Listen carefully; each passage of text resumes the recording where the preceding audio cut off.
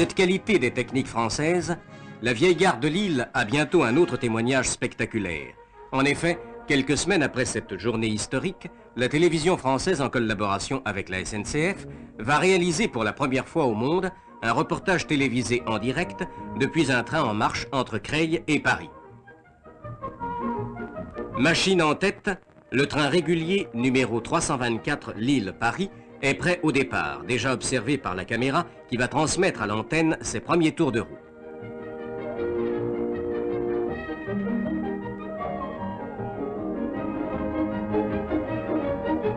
Simultanément, le train démarre, les techniciens de la RTF ont l'antenne et tous les téléspectateurs devant l'écran commencent à vivre ce mémorable reportage, première mondiale dans les annales de la télévision et du chemin de fer.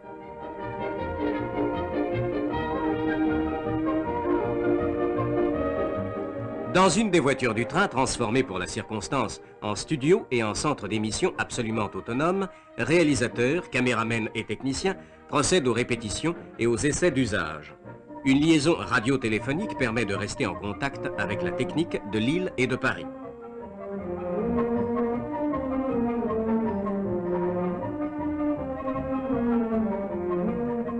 Installés dans leur compartiment, les opérateurs s'affairent devant leurs écrans de contrôle et leurs appareils de mesure.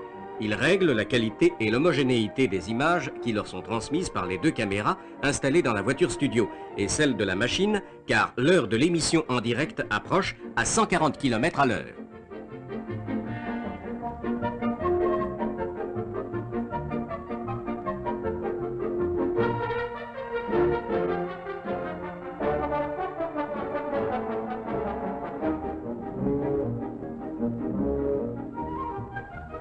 Pendant ce temps, entre Creil et Paris, une équipe de prise de vue s'installe dans un paysage de givre et de neige pour saisir au passage le Lille-Paris télévisé et le montrer en pleine vitesse aux nombreux amateurs confortablement installés devant le magique petit écran.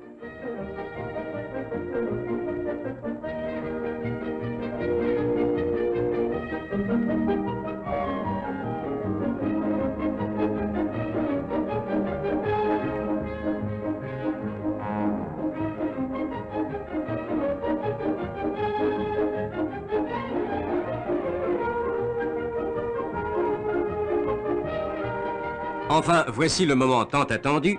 5, 4, 3, 2, 1, 0. À vous le train. L'œil de la caméra est braqué sur M. Walter, ingénieur en chef à la SNCF, interviewé par M. Tchernia de la télévision française.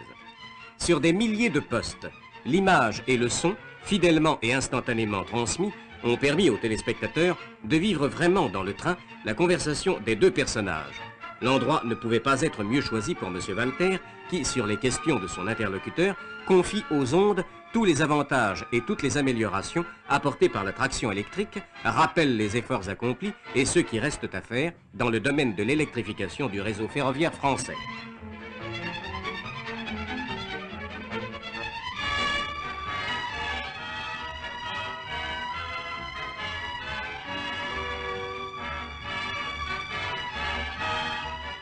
L'émission Téléfer se termine. Exactement à l'heure convenue, on rend l'antenne aux caméras postées dans la gare de Paris-Nord qui vont enchaîner sur les dernières images de cet exploit sans précédent. En tout point, l'expérience a parfaitement réussi. Elle ouvre pour le chemin de fer et pour la télévision des possibilités nouvelles en même temps qu'elle consacre la valeur mondiale des techniques françaises.